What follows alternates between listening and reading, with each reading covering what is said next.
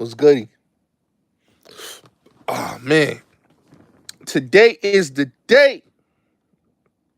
Salute to everybody. We about to be live. Today is the day. The Bulletz Gotti show. We had 96,000 subscribers. Let me just say it again. 96,000 subscribers, y'all. We almost on the road to 100K, man. I ain't gonna lie, man. I might cry on this motherfucker when I get 100K. I don't know, bro. I might break down and cry, my nigga. I don't know, man. But nah, salute to everybody that was in the building, man, supporting. Um, salute. My nigga, I don't know, man. But nah, salute to everybody that was in the building, man, supporting. Yeah, salute to everybody, man. Y'all already know, man. It's the Bulletz Gotti show. Let me just say this before I get into the comment. Yo, do y'all dudes watch Joey Molino channel? If y'all don't, let me just tell you, I like Joey Molino's channel, right? I like Mikey Scars.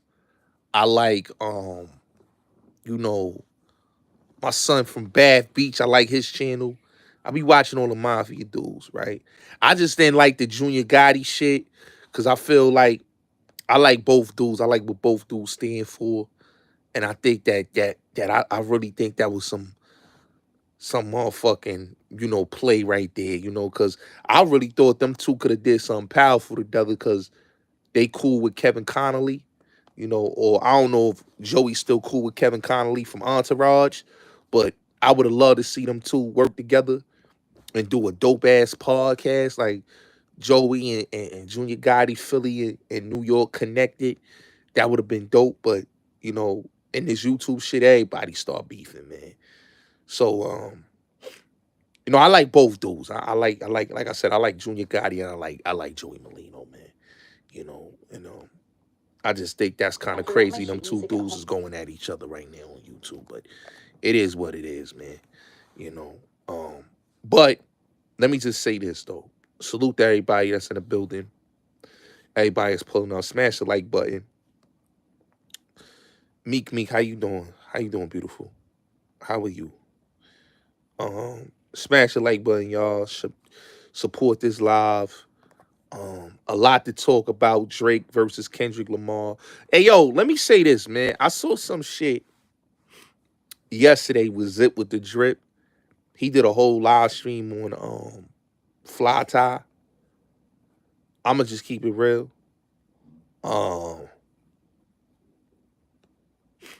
that paperwork shit is dead, man.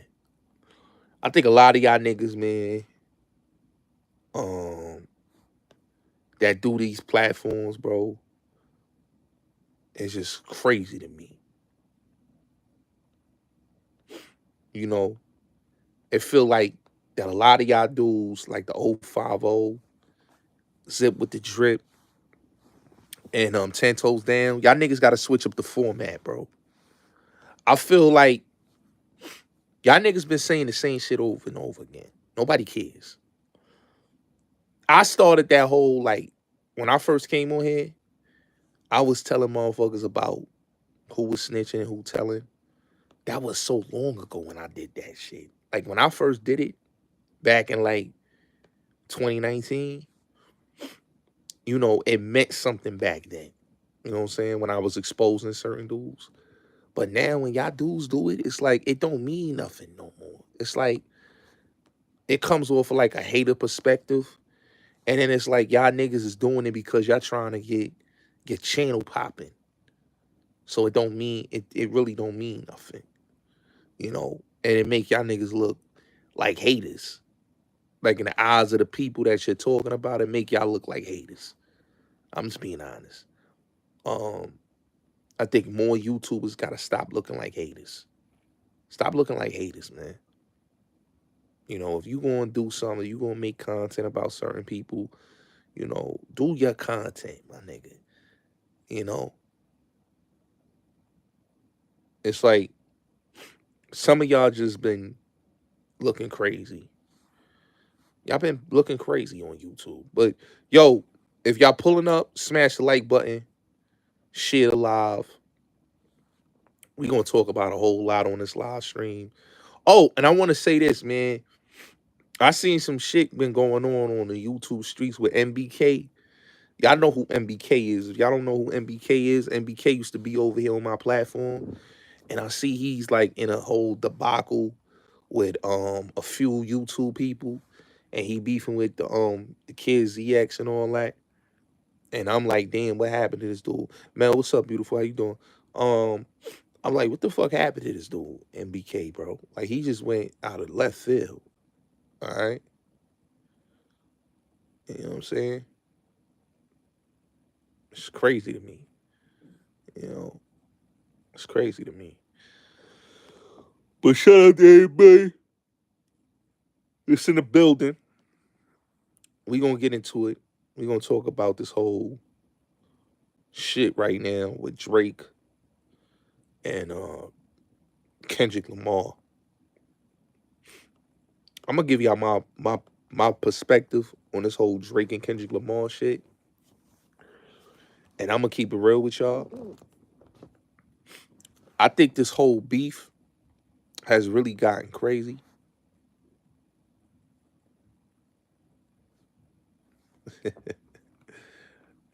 Damn, man, that's crazy. Who got you mad? Um, but yeah, let me say this about the whole Kendrick Lamar shit. Oh yeah, you already know. Shout out to my brother. Shout out to my brother No Lacking. You already know, bro. But yeah, let me get into what I was getting ready to say.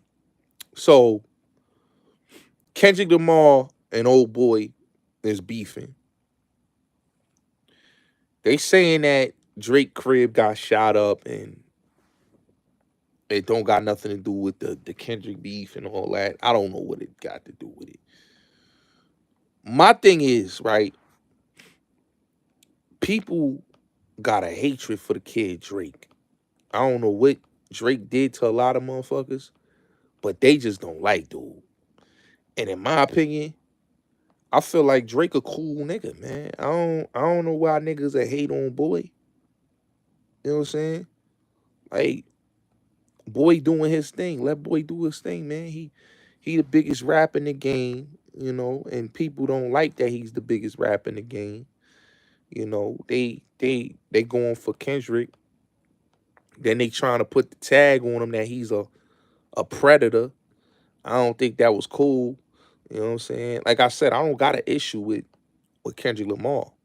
You know, I think Kendrick Lamar, his problem, his issue, him and Drake was on some, some hip hop shit. A lot of people been fueling the fire saying, yo, fuck that nigga. Yo, Kendrick killing that nigga. I get it. Niggas don't like boy. But if you don't like Drake, that's cool. Y'all don't gotta like Drake. But in my opinion, I feel that this whole battle, in my opinion, is that people is blaming violence and all that. And talk about, I don't know where niggas think that this was gonna go to any type of killings. What killing is it gonna go to? I just wanna know. I don't think that Kendrick is gonna kill Drake or Drake gonna kill Kendrick. That's not gonna happen. It's just a music game. Now, J. Cole said he didn't want no parts in the beef of J. Cole. He didn't want to be a part of that Drake and Kendrick shit. So be it. He don't gotta be a part of it.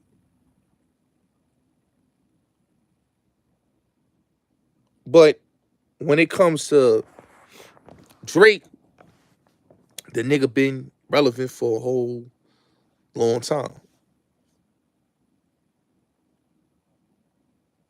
You know? So when you've been relevant, like how long he been relevant, and you've been motherfucking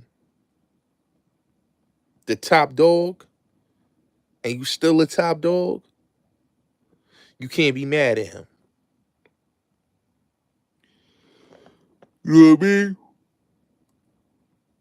I don't have a problem with Kendrick.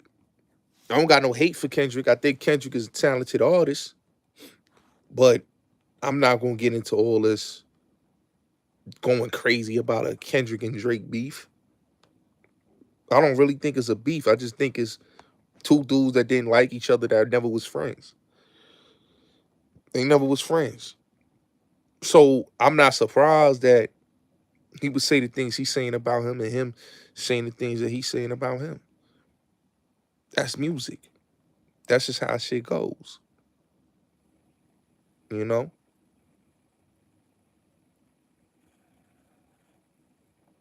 A lot of these niggas will say anything in this hip hop shit. And a lot of this shit be manufactured. Now when it goes to Jay-Z and people always want to compare the Nas and Jay and Tupac and Biggie and all that. First of all, Tupac and Biggie didn't really have a serious beef until niggas shot up that trailer. Real Pat, what's good, bro? What's good with you?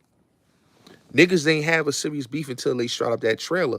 This right here is just a beef where it's two rappers that got a misunderstanding. Let's keep it real.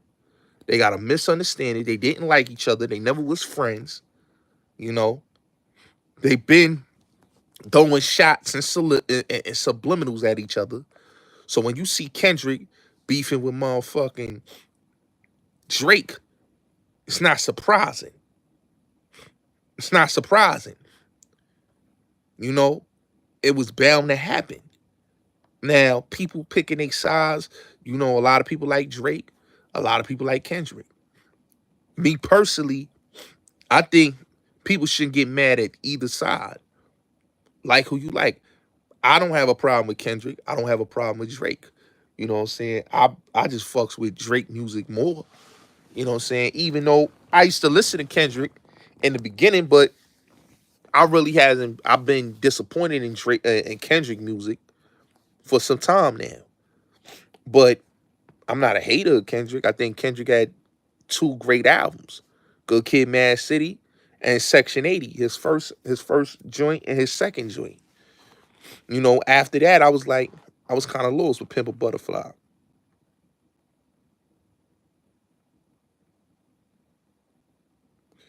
So when you look at this whole issue with him and Drake, this came off of two dudes like Pusha T.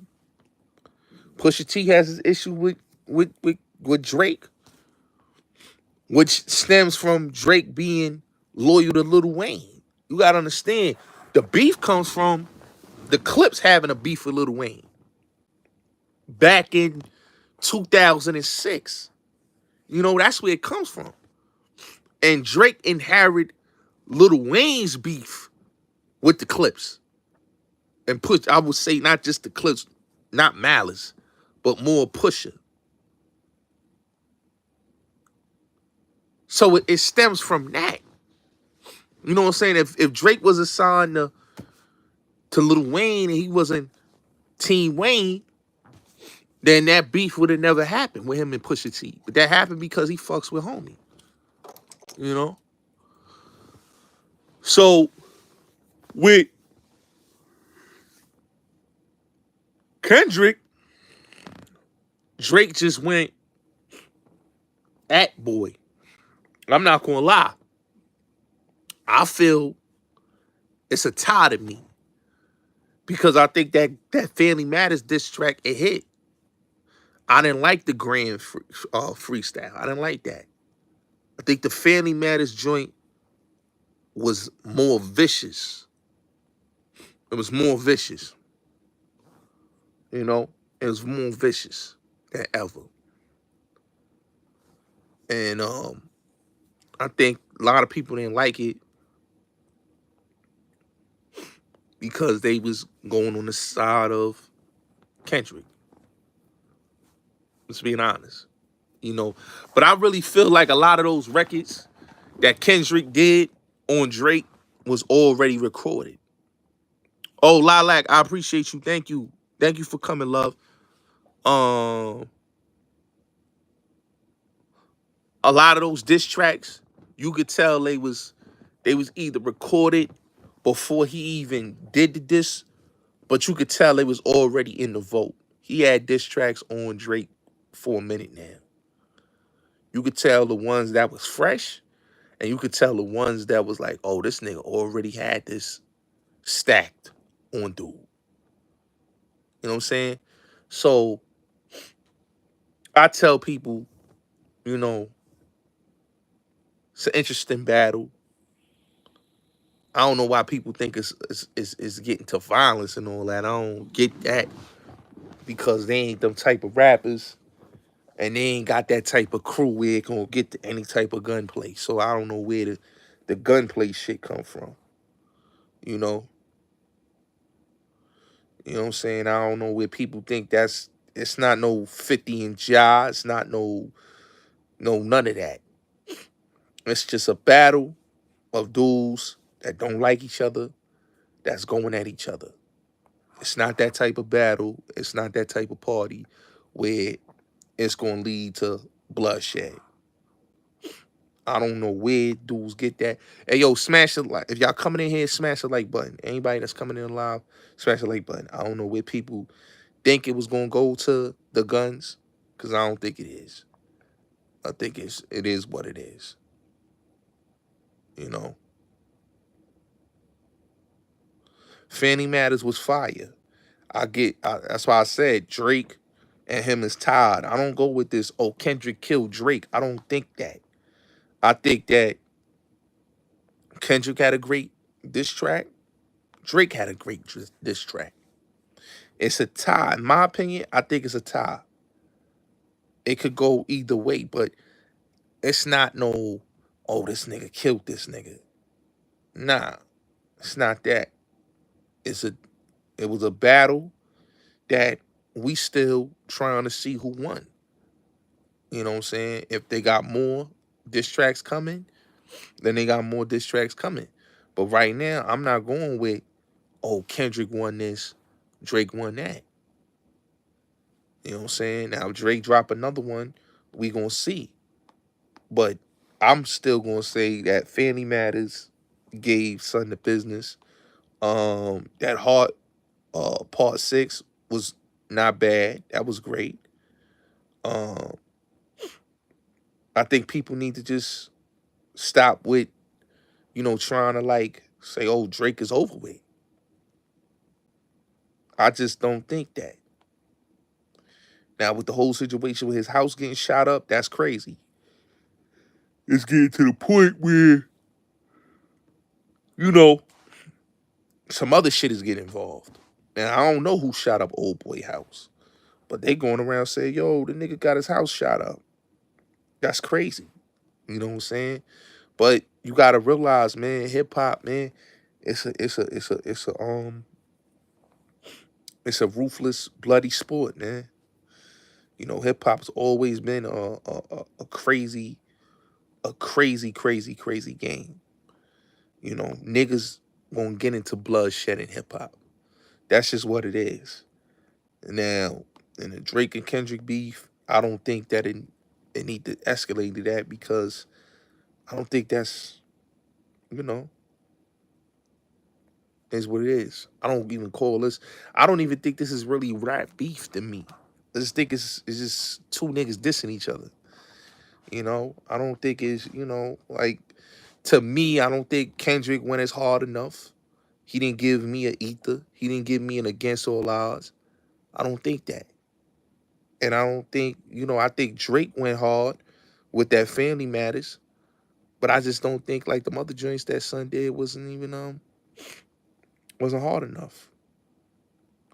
People all over in the media talking about it, and they making it seem like, yo, this is a real rap battle. Like, come on, bro.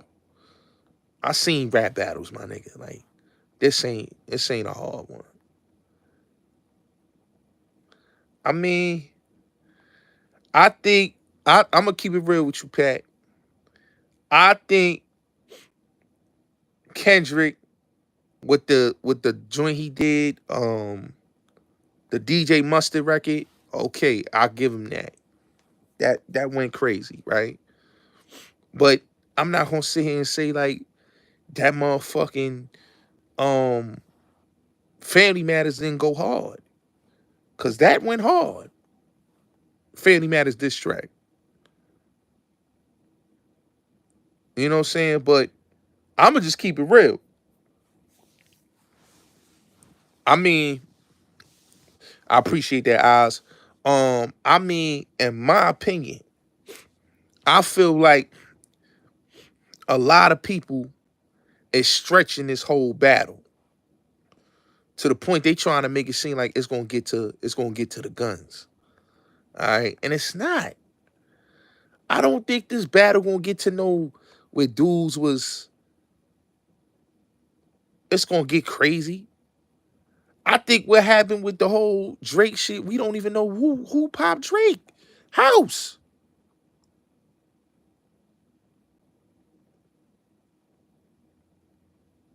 You know? I think that Drake might have a chance of coming back with another harder diss track. I think he could come back with another good one. He might could come back. If he could give you Fanny Matters that was fire, I think he can give another diss track that's harder than the last one he gave people. I think people was just underestimating Drake as an artist. I don't underestimate no nigga in this hip hop, mo. You know, I don't underestimate nobody, mo. I really don't. I think that when you underestimate a nigga, you count a nigga out. I don't count Drake out. Those don't like him, that's cool. They don't gotta like the boy. But homie could come out with some fire shit and all best is over. You know? That nigga Drake be linking. What are you talking about, bro? That nigga is crazy.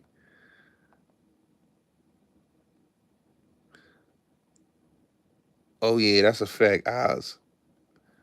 Yeah, but yeah, man, like I ain't even mad at the nigga Drake though, man. You know, he doing what he's supposed to do.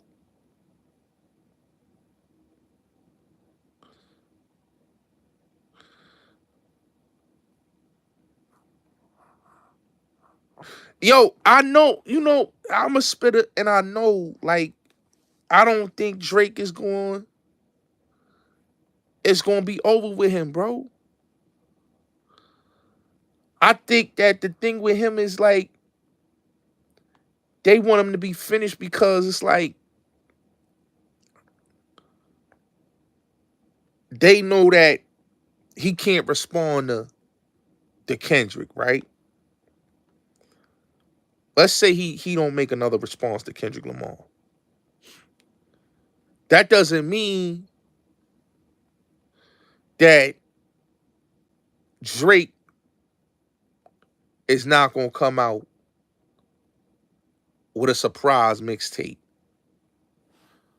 I'm gonna keep it real with you. I think Drake may make a surprise mixtape, a surprise album, and shut the internet down and dissing the shit out of Kendrick.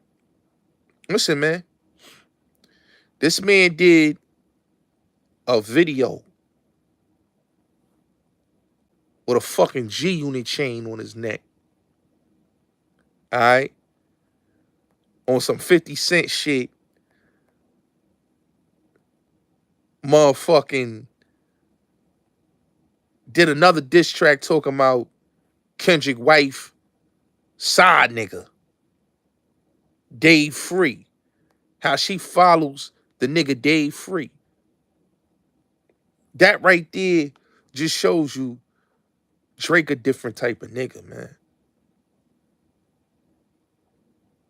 He a different type of nigga. They don't like him, fine.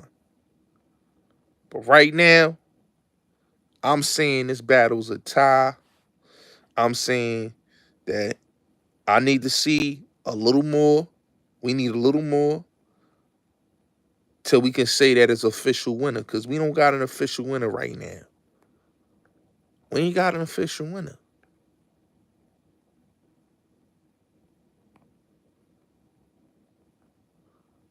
We don't got an official winner. Now everybody's saying that Kendrick and all this dude trying to do thing. I don't believe that.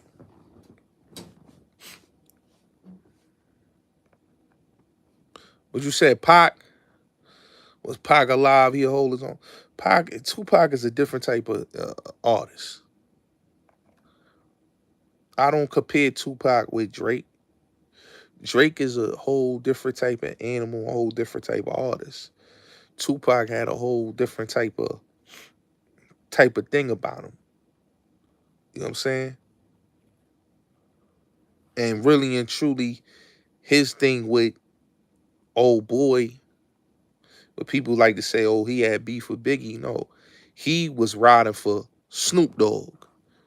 That's why Snoop Dogg, you know, and Pac wasn't on good terms because, nigga, I'm riding for a nigga that basically said on the radio he has no beef with them niggas. Now, mind you, Pac didn't have to go and do a diss track against the whole East. He didn't have to. He could have just mind his business and just drop hits on niggas like he did with All Eyes on Me. But old boy was shook. Against All Eyes is one, but Tupac best record, diss record, is Watch Your Mouth. If you ain't never heard Watch Your Mouth, or you ain't never heard Friends, or you ain't never heard My Little Homie, cause I really listen to Pac for real, for real. So, you know. But like I said, with Drake and Kendrick, ain't that serious, my nigga. We don't look at Kendrick Lamar as no street dude, as no street rapper. Yeah, when he first came out, he was talking that street shit in his raps, but we don't look at him like that. I like Kendrick. I think Kendrick is cool. You know, he made a lane for himself, but I just think he want Drake's spot. He want Drake's spot. His thing is, let me get this nigga spot. Now, oh yeah, everybody go subscribe to Gotti Gang Network, man. Go, the link is in the chat. Go subscribe to Gotti Gang Network. Please do that. Thank you. Yeah, Scorpio, yeah. Scorpio and Gemini. Yeah. That is a fact. That is a fact. That is a fact.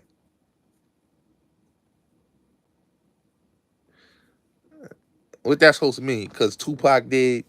See, this is the thing when people talk about Tupac, right? Man did okay. The man went to performing arts, right? He didn't even stay that long. Prodigy went to performing arts. All right.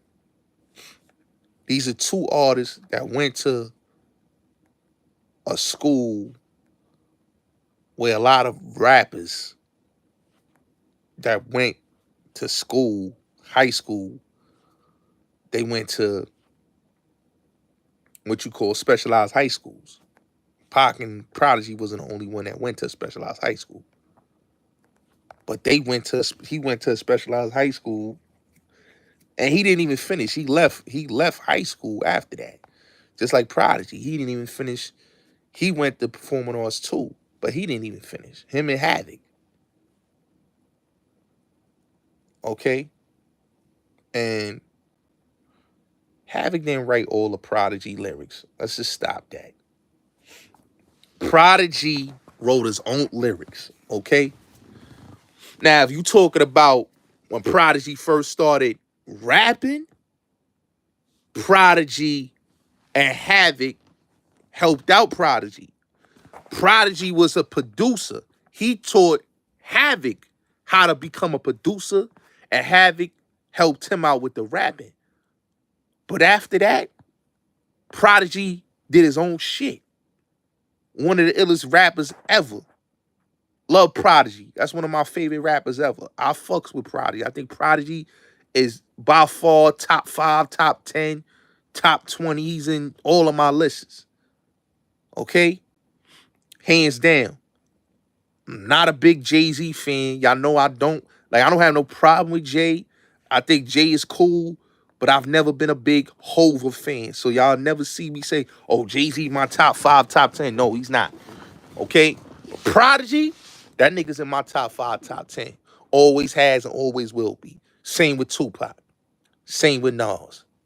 It is what it is. I don't like overrated rappers. I tell people that all the time, man. You know, Prodigy, one of the illest lyricists ever touched the microphone. You know what I'm saying? And that's from Infamous to Hell on Earth to Murder Music to even HNIC to Infamy. Infamy is one of my favorite albums. I don't know why niggas don't like Infamy, but Infamy is still one of the hardest Mobb Deep albums ever, production-wise and all that. Havoc was even eating on that album.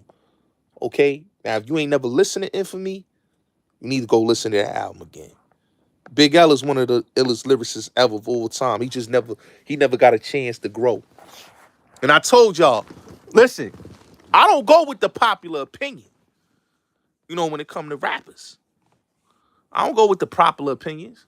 You know, that's just like with Jay, like with Biggie, right? I said this on my interview. I said Big Pun had a better first album than Biggie. Hands down. Ready to Die was cool, but Capital Punishment is a better album than Ready to Die. Just on an artistic level. Without Puff input, Ready to Die wouldn't be successful. If Puff ain't telling him to put Juicy on that album and Big Papa, that album would have never went gold. Illmatic, let's keep it real. Illmatic only didn't do as much as it was supposed to do because Illmatic got leaked by SNS. And SNS, you heard him, he said it on Math Hoffa channel. Y'all ain't hear that, go watch that interview. But SNS and Clue had the whole album on a mixtape, but SNS was the one that had the whole album on his mixtape. Had records like Understanding, motherfucking Life is a Dice Game, On the Real. These was joints that was supposed to be on Illmatic that got leaked. So SNS leaked that album. Illmatic didn't do as well as it did on the street. Illmatic was platinum on the street. It was a way better album than Ready to Die, hands down. He had a better album than Biggie, and he had the streets more than Biggie. Biggie didn't get his, like, I would say his just due until he did One More Chance to remix. Let's keep it real. The summer '95 is when Biggie really, like, you could say Biggie was like Frank White, King of New York, the summer '95. Before then, Biggie wasn't the go-to, man. And no disrespect. Joe Budden, I don't care for Joe Budden as a rapper. Never did, never will. I was a Ransom fan. I was a Hitchcock fan. I was a Stack Bundles fan. I was a Fabulous fan. I was a Paul Kane fan. I liked the Gravy back then on the mixtapes. Red Cafe. Banks, Cassidy, Petey Crack. That's who I liked it back in them days. I don't like none of them niggas that people be talking about, these rappers that y'all think be hot. Like niggas be acting like Joe Budden was this hot rapper on rap. He was never. Joe Budden was just a rapper that just was a part of Desert Storm, but he wasn't the best nigga out of Desert Storm. In fact, the best nigga out of Desert Storm besides Fab was Stack Bundles. Straight like that. Stack Bundles was the next big thing to come out of motherfucking Desert Storm. What happened was Stack Bundles got killed. If Stack Bundles ain't get killed in '07, Stack Bundles would have probably been the next big thing to come out of New York. You know what I'm saying? Jim Jones ain't know what to do with a nigga like Stack Bundles or a nigga like Max B. You know what I mean? You got the two illest motherfucking artists on your fucking label, and you ain't pushing these niggas. Jones was bugging. Jones was bugging. Instead of like in the whole We Fly High shit, the verses was written by Stack Bundles. The hook is by Max B. So you got two talented niggas popping your shit off. You know? But Jim Jones was just jealous of them two niggas. You know what I'm saying? That's any rapper. You know? Everybody not a 50 Cent.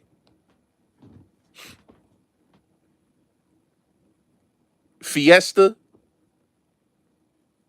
Who that? Finesta Bundy? Nah, I ain't never heard of son. No Way Out was written by Jada Kiss and Mace. They finished the whole album. They wrote that whole album for Puff. Jada, Mace wrote the shit. Big wrote three records on there, and Mace and Jada finished the rest of the records on there. So it was next to Mace and Jada Kiss. They wrote the portion of No Way Out. They pinned that whole album together. Mace and Jada, I know they publishing and they writing credit is crazy. Cause they wrote that whole album. They finished that whole album after Biggie died.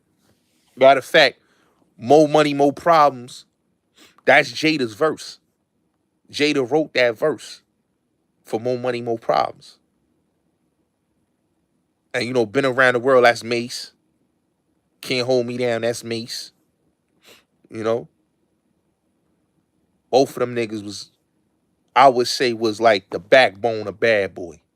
Once Jada and Mace left Bad Boy, they had to count on Black Rob to carry the company because Jada and Mace was the backbone. Loon wrote a lot of Puff shit. Red Cafe wrote a lot of Puff shit. A lot of people don't know that. He wrote Pastor Gavassier for Puff. Him and Gravy, they wrote Pastor Gavassier.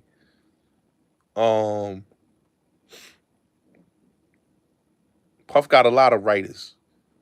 50 wrote Reverse on Forever. Beans wrote on Forever. And 50 wrote Let's Get It. He wrote Puff verse on Let's Get It. And Mace wrote the whole country grammar for Nelly. Him and Cartier, they did the whole country grammar for Nelly.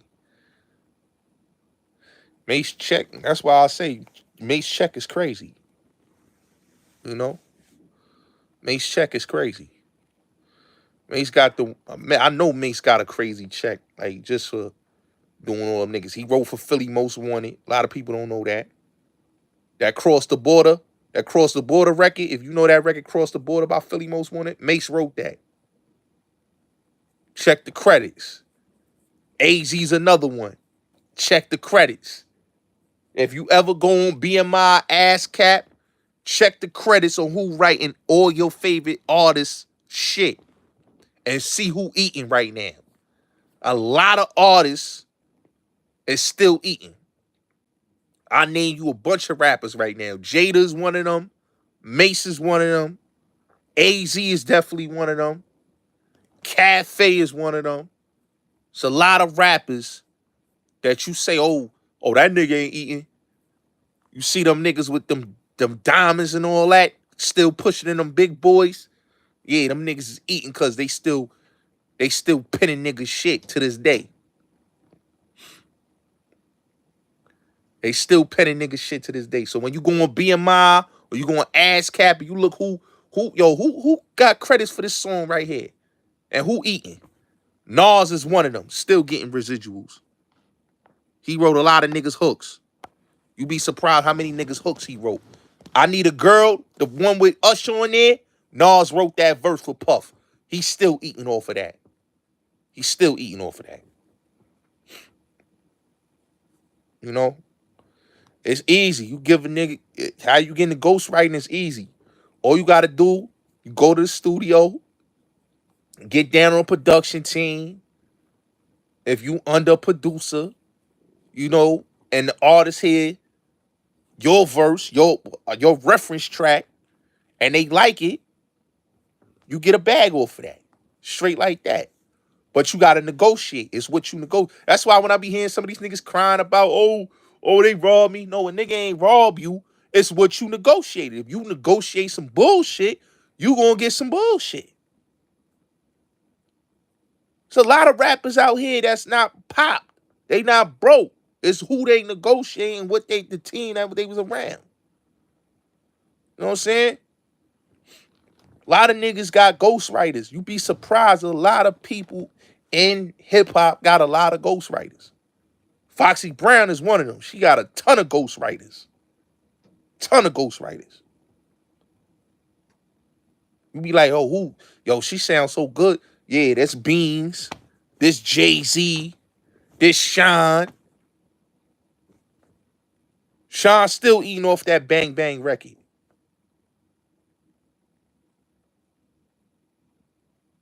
A lot of people eating to this day, man. You know? Cam's still eating off a Crush on You. C's ain't getting a check off of that. Cam getting a check off of that Crush on You verse. You know what I'm saying? That's a fact. I ain't gonna lie. The best Lil C's record, the biggest female ghostwriter, it's a lot of them. It depends, though. There's a lot of female ghostwriters. It's a lot of them. I can't think of some names, but it's a lot. But the best Lil C's verse is Going All Out. Going All Out is one of my favorites. You ever heard that? If you never heard that record, Mobb Deep and Lil C's, that's the best record over there. Going All Out. It's between her and Victoria Monet. Victoria Monet and Money Long is two of the biggest ghostwriters. And what's the fuck is that other girl? I know Money Long and Victoria Monet. There's a couple females I could name that was like big ghostwriters. Faith Evans. Faith Evans is one of the biggest. Cause Faith Evans and Darnell Jones did Usher first record. Don't waste my time. They wrote that record for him. And a lot of that Mary shit was written by Faith Evans. A lot of that Mary, because they did write all that Mary shit. Yeah, they wrote all that Mary shit. Yeah. Philly Trenches was good. Yo, Philly Trenches, my nigga, you got me in some shit, bro. You got me in some shit, bro. I want to holler at you, man. That Rayful Edmonds shit got niggas in DC got mad when you said Aaron Jones and them niggas bust Rayful Edmonds in the head in the club with a bottle, my nigga. Them niggas is mad with you, Philly. They like, nah, that ain't true. Rayful ain't get hit up the head by no motherfucking no Aaron Jones. Yeah, we definitely gotta link up. I fuck with Philly trenches, man. Shout out to Philly, man. JBM, man. They was like, nah, that ain't true. That ain't true. They was posting it up on IG, Philly. They was like, nah, that's cat. That's cat. That nigga ain't hit no Rayful in the head. That's cat. I fuck with Philly trenches, man. I like his channel, man. Good content over there, man. Real thorough Philly shit. I love Philly, man. Philly, one of them cities, man. Brotherly love, man. Brotherly love. The city of brotherly love, man. You know what I'm saying? I be trying to tell him, man. I be trying to tell him, man. DC, New York. DC is that's a crazy place, DC, man. DC is a crazy place, man. DC one of them cities that it's a dope ass city. It's a dope ass town. But it's a violent place though. Violent place though. Dope, but violent. And niggas get killed at a fucking go-go. Niggas get killed at a fucking go-go, my nigga. It ain't even no gangsta ass music. It's fucking niggas just beating on motherfucking pans and drums and shit. And niggas is blowing your fucking head off at a fucking go-go. You go to a fucking Howard homecoming, you might lose your life, nigga. It's crazy. Now the truth do hurt. You know what I'm saying? The truth do hurt.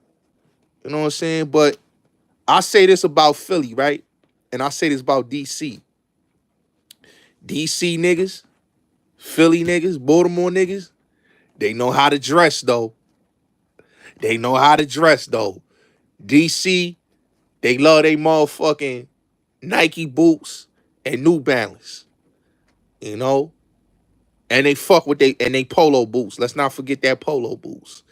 Philly, they love they butters and Dickies.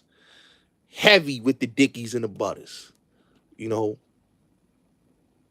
So, you know, all the cities, man, they got their own type of swag, man. If you ain't never traveled, man, you'll understand, man, when you go in different cities, man, especially when you go into that DMV and then you go into that Philly, you gonna see the different swags, my nigga.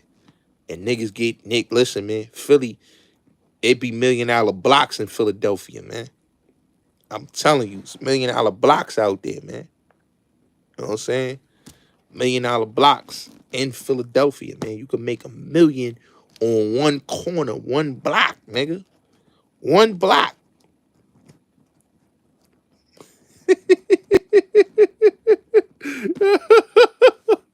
That's a fact.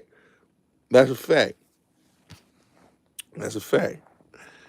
Nah, I don't think people don't like DC. I think what it is with DC is the reputation. DC motherfuckers is like to fight. You know, DC motherfuckers like to fight. They like to beat niggas up in DC. That's all. You know, in the federal penitentiary, they just got a bad reputation in the penitentiary. You know, and they just real, you know, they just real dangerous individuals. You know, that push that knife shit that came from DC. When them niggas on Clubhouse was running around with push that knife, I was having a conversation and them niggas ran around with something. They ain't even know the terminology and know where it came from. It came from DC, push that knife. It came from there. Cause them niggas out there, that's the slogan that they say, push that knife. You know? They different type of motherfucking animal, man. Different type, man. And they be on the more, and the thing I don't get with DC is they be on the Morris science and all that.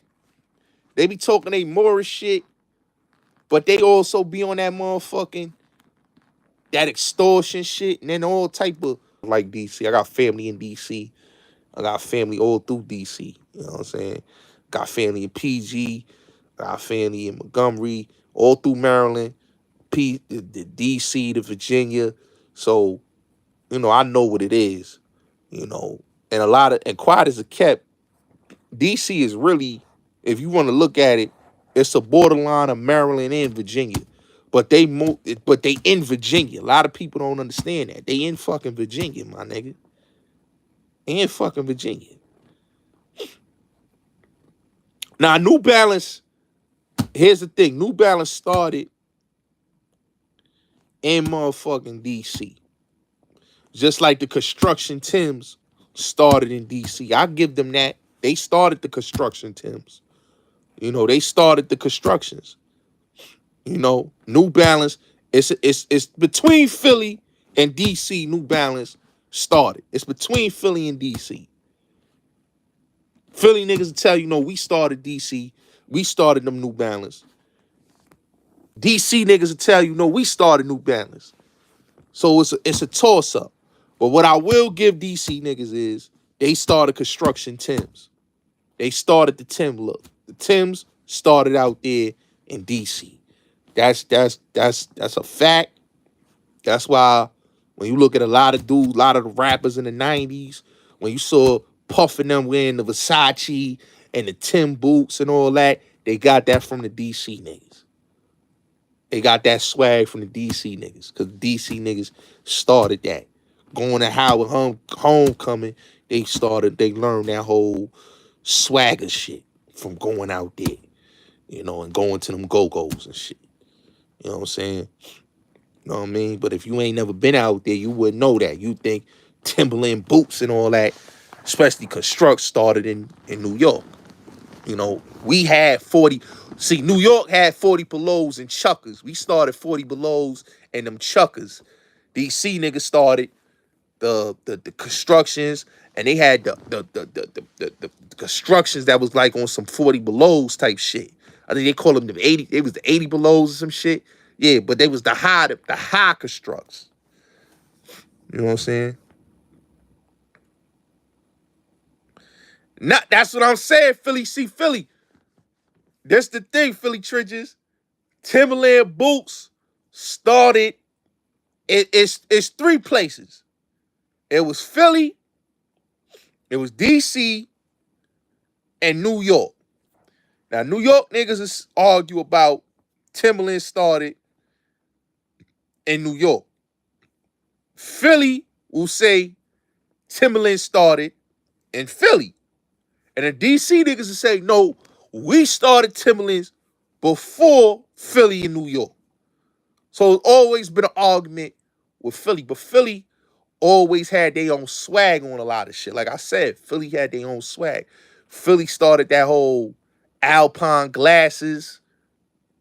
That's where the whole Alpine glasses, the Fila sweatsuits, that look started in Philadelphia. The Fila sweatsuits and the Alpine glasses, Sergio Tacchini suits. They was doing that heavy in Philadelphia. Pele Soda Club jackets. That started out there heavy. That started out there heavy. Now I ain't from Philly, but I got family out there. I got a lot of family out there. And Philly, especially all through there. Now, B-More, they started Air Force Ones. I give B-More. B-More started that whole Air Force Ones, that whole look. Air Force Ones got their biggest sales out of B-More. So B-More really was the home of Nike Air Force Ones. That's where that whole shit started from over there. But yeah, man. Yeah, it's crazy. It's crazy though. It's crazy. It's crazy though. That's crazy though. To think about it though. That is. I ain't gonna lie. But yeah, Philly, you got niggas mad at you, man. I gotta do an interview with Philly Churches. Philly Churches a funny motherfucker, man. I fuck with Philly. That nigga got Gully TV be mad as shit.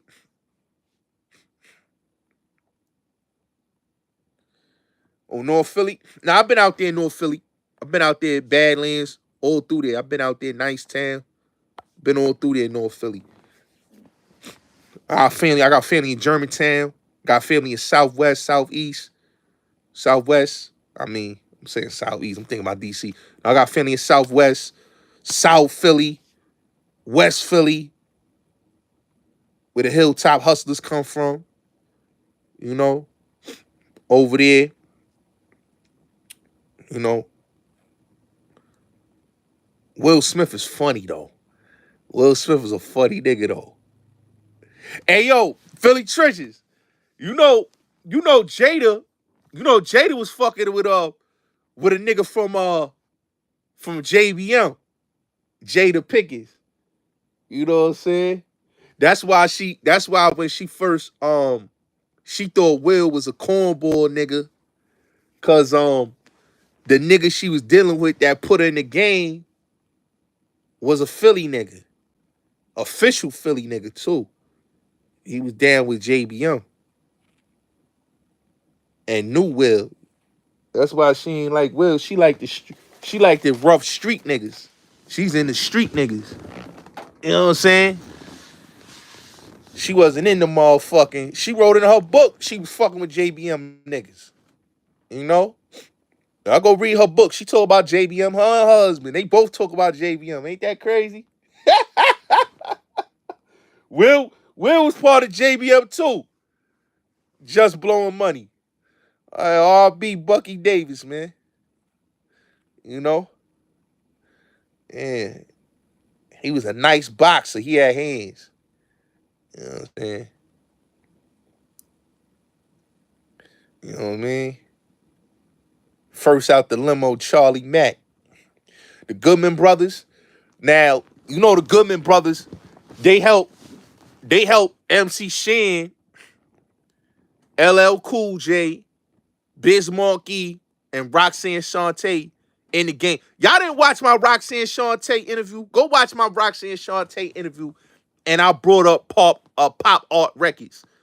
The Goodman brothers, that's Cool C family. A lot of people don't know that. It's Cool C family. That's the youngsters family. You know what I'm saying? A lot of people don't know that. That's the youngsters family. That's they pops and all that. And that's Cool C uncles. You know what I'm saying? Them niggas had the money. They was bringing all the New York rappers out there in Philly because New York, they wasn't getting no money out here. So they brought Marley Marl, MC Shan, LL, Rock, Kim and Eric B, all of them, Biz Markie, all of them to Philadelphia. Philly is where a lot of rappers, and this is true facts, nobody could debate me. That's why I give Philly a lot of credit, because if it wasn't for Philadelphia, there wouldn't be no hip-hop scene. Straight like that. They broke a lot of hip-hop and still breaking a lot of hip-hop. That's a rapping city. That's a rapping city for real.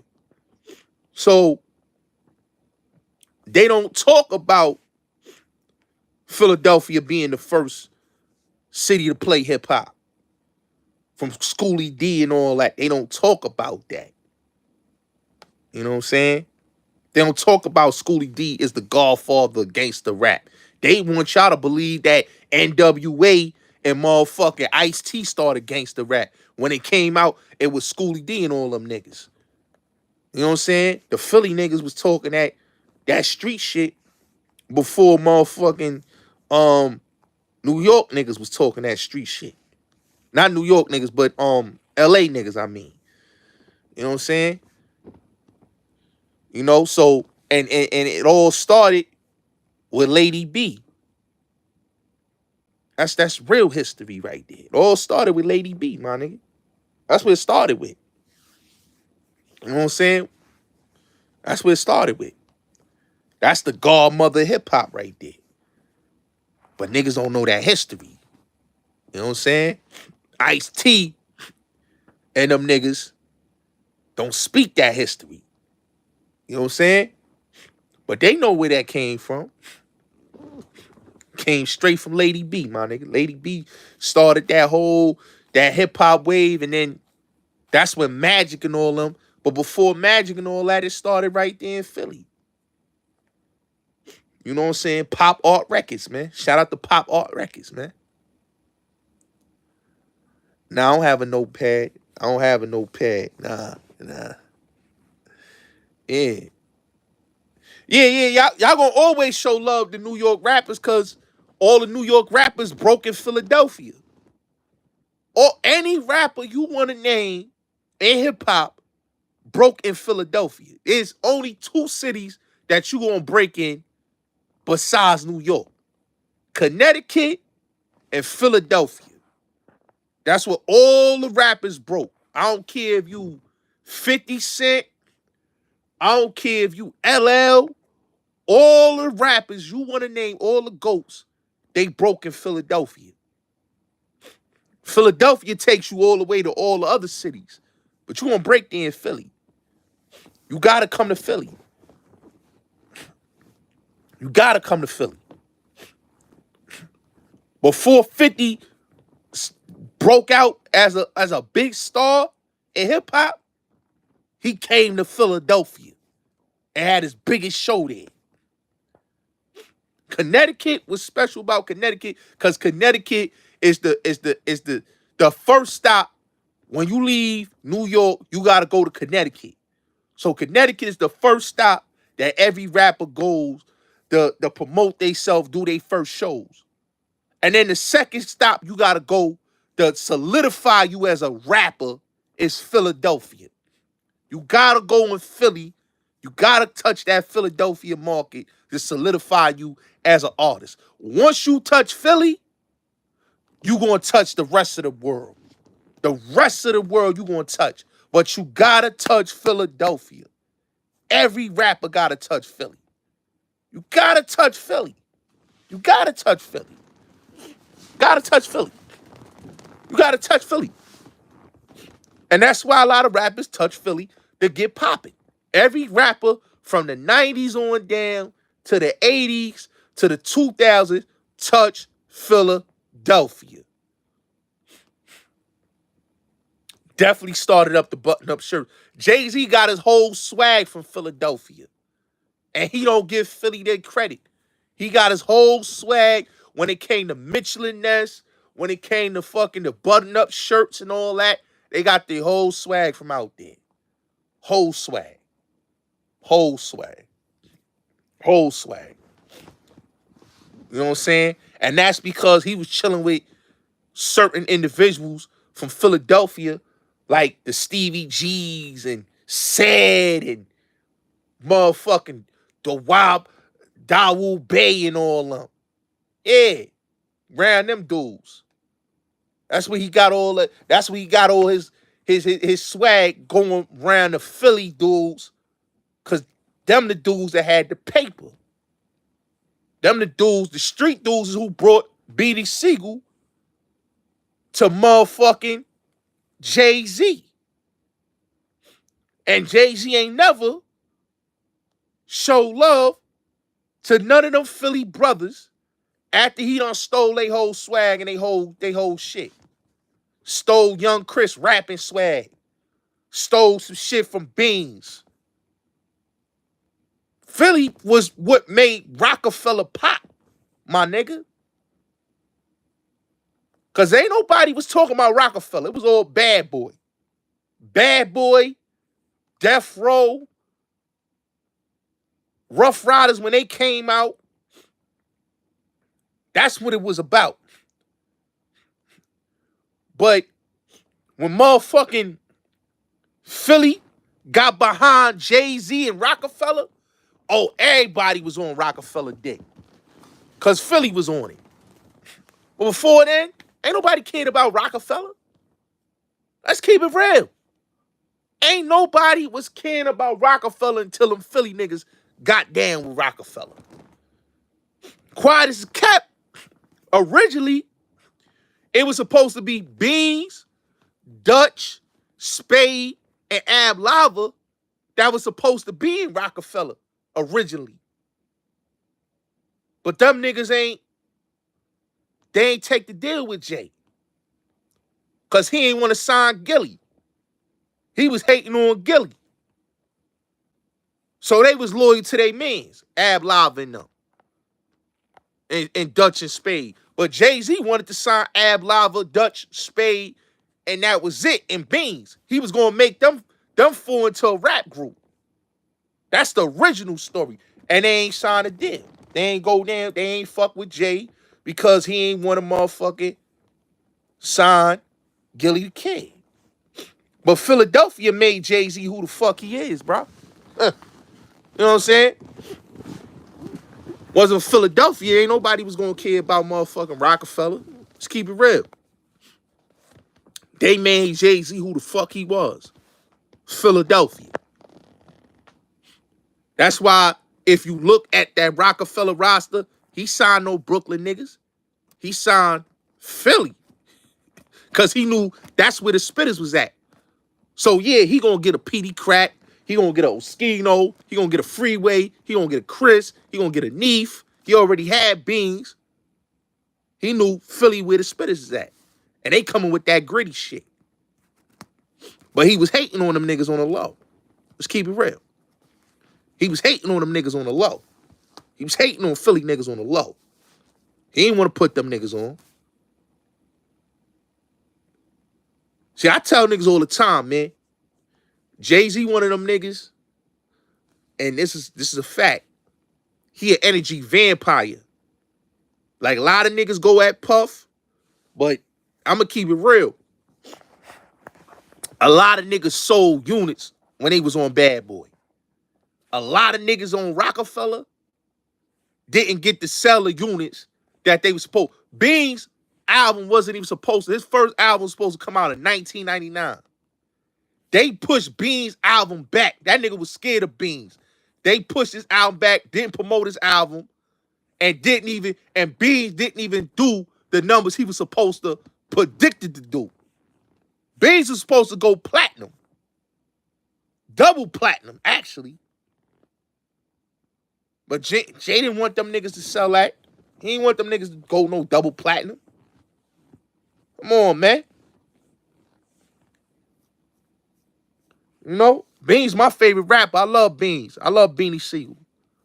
That's the reason why I like the Rockefeller, because of Beanie Siegel. He was hating on Oskino and Sparks, stole Sparks' record. Come on, man. Now I saw his last interview. Yeah, he was gonna get him peanuts, my nigga. He was gonna give Major Figures peanuts.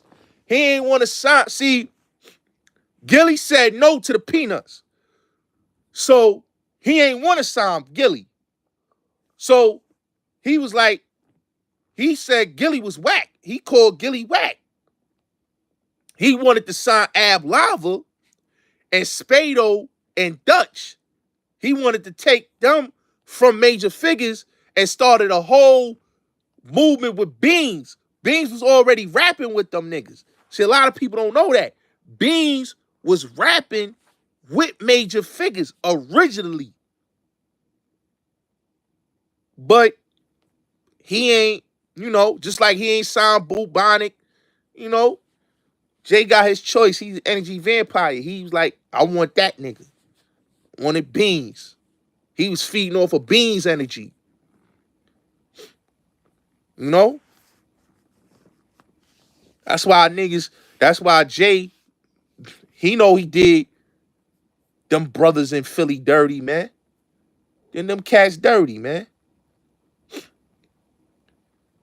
Yeah, you know, Do It Again was like, that was his biggest. Look, Do It Again is when motherfuckers really started rocking with Jay. When he did Do It Again, that's when niggas was rocking with him. He had Beans on there. Then, when he did the Dynasty album, that's when he brought all the Philly niggas on. So that's when you heard Young Chris and them on 1-900 Hustler. He got Freeway on 1-900 Hustler. He got Beans. He got all of them, right?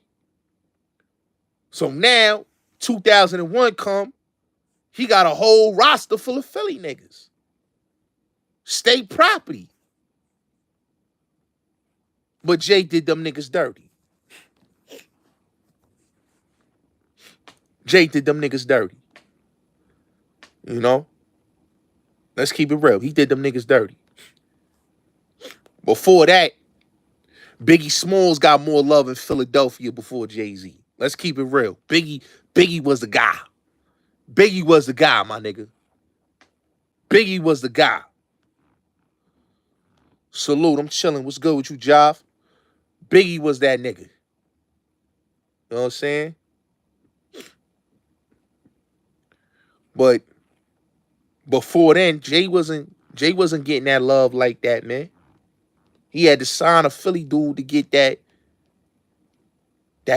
Philly love. And then he did the niggas dirty. These are the most loyalist niggas. They love Jay, man. Beans, he was trying to little bro Beans. That's what he was trying to do. He was trying to little bro Beans. He wasn't trying to like have Beans be on that ultimate big level. He was trying to little bro him. Yeah, Oskino was with Rough Riders. He's with Rough Riders first. He's with Rough Riders. But he just happened to go messing with Jay and got the deal from Jay. Them niggas would bust a gun for that nigga Jay-Z. That's what people don't understand. Beans and all of them will bust a gun for Jay-Z. Will bust a gun for that nigga. When they was cool. They love Jay-Z.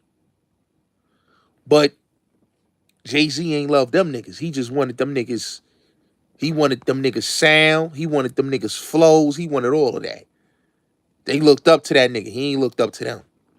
And he was jealous of Petey Crack because Petey Crack was talented, nigga. Meek Mill stole Petey Crack whole rhyme style. He stole Meek Mill, the original Meek Mill name. Y'all know the record. Y'all know about Nam. If y'all don't know about Nam Brigade, that's where Meek Mill got his name from. The homie that was in Nam Brigade, that's where Meek got his name from. If you know the record early in the game, Son on that record is where Meek got his name from. Meek stole that nigga Petey Crack whole rhyme style. Petey Crack was at his time. Hands down. One of the illest. He don't bring them niggas out. He don't bring none of them out, man. He don't bring none of them niggas out, man. He don't bring none of them out. Beings, none of them, man. He don't show no love. How you gonna go to Philadelphia and you ain't showing no love to the niggas that was signed to you from Philly? That's a slap in the face, my nigga. Like, even that shit he did the freeway.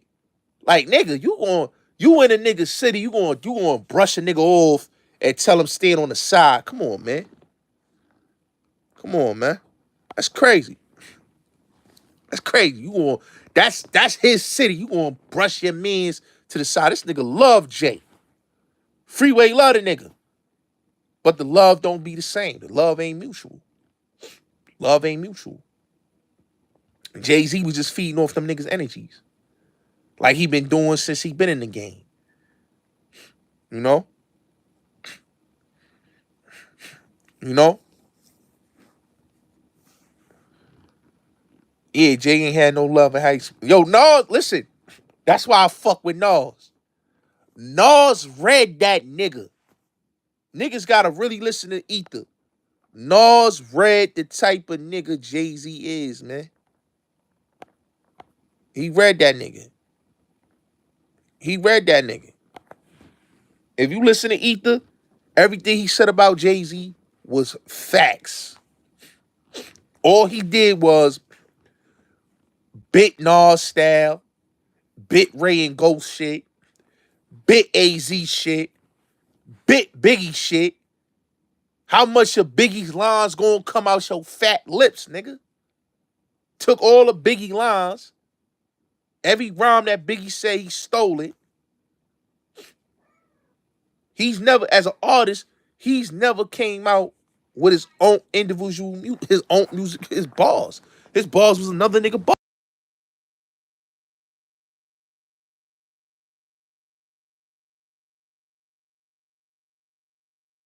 I'm saying? He took that nigga balls. You know? And Philly wrote for that nigga, man. A lot of them niggas in Philly wrote for that nigga, man. You know what I'm saying? You know? Yeah, man. Nigga gonna take a nigga balls. Like, you gotta listen to that nigga, man. Like, every time I listen to Jay, man, it's like, yo, bro, you not the... Like, in my opinion, I get it, niggas like him. But we gotta be realistic when it come to Jay-Z. He's not the greatest rapper of all time. He not. He no different than the Eminem. You know what I'm saying? He's what mainstream America say is the greatest rapper. But everybody don't say Jay-Z's the greatest rapper of all time because he's not the greatest rapper of all time. You know what I'm saying? That nigga did some blackballing shit, stole records from Jada. Like, look, Jada Kiss, perfect example. Let me get into Jada, right? Jada had the Best of Me record with Maya, right? Jay jump on there and do the remix with Trackmasters, right? I overlook and overshine the nigga Jada, right? Then Jada do Fiesta. The original Fiesta is with Jada Kiss, right? He do the Fiesta record with Jada. The nigga do the remix with R. Kelly. They take Jada off the original. So that's how you know son was hating. Son was hating. Son was hating. Because ain't no way you gonna take a nigga off the original record. That's his record. And you gonna take son off the record, my nigga? But Jay played them type of games in hip-hop, man. He played them type of games. You know, niggas like that move like how Jay-Z move, man. He do grimy shit like that, man. He do grimy shit.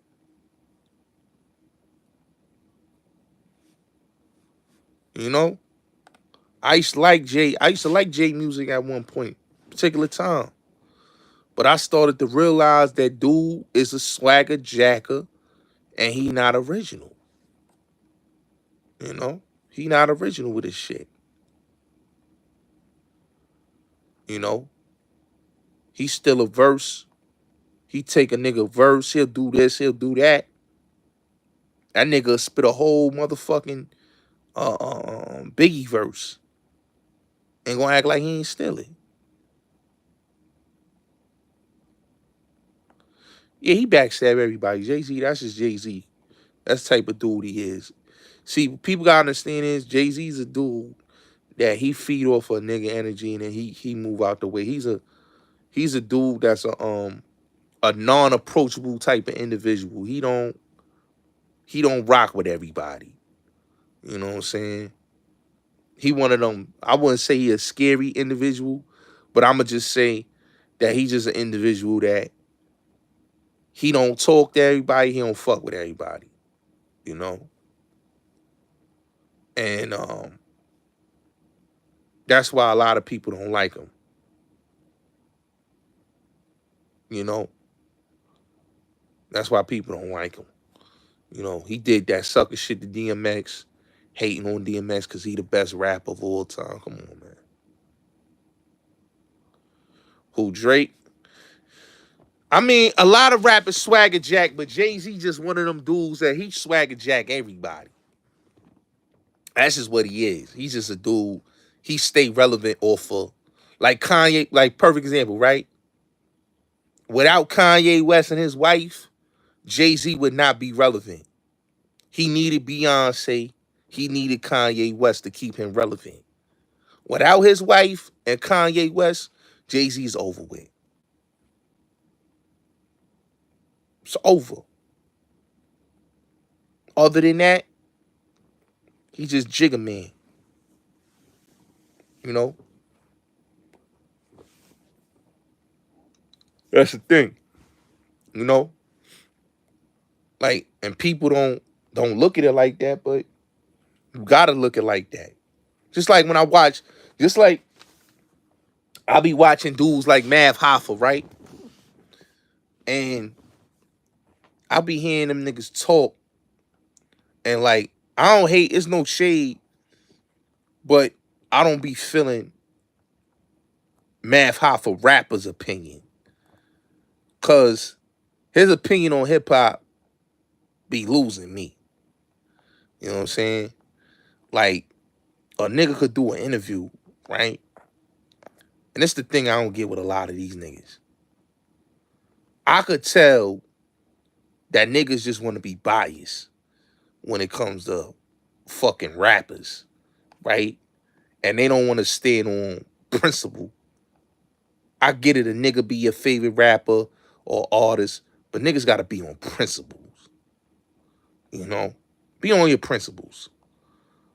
Niggas do interviews and they don't stand on what they principles is. It be a lot of Jay-Z dick licking. It be this one dick licking. Like, niggas gotta stop that. Just like with the Eminem dick licking. Like, no disrespect. I don't got no issue with Eminem.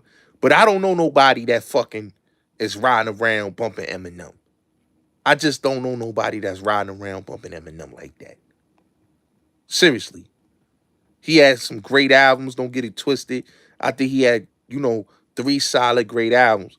But am I playing Eminem regularly? No, I'm not. Am I riding around listening to him regularly? No, I'm not. And it's just like with the Jay-Z shit. It's like regularly motherfuckers is trying to push this narrative that this nigga's the greatest rapper. No, he's not. He's a good artist. I mean, he's had some great records. But niggas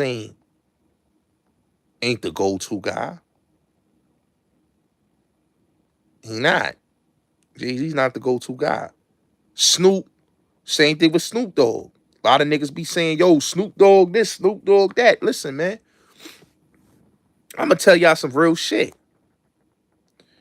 When Tupac came to Death Row Records, he surpassed Snoop Dogg.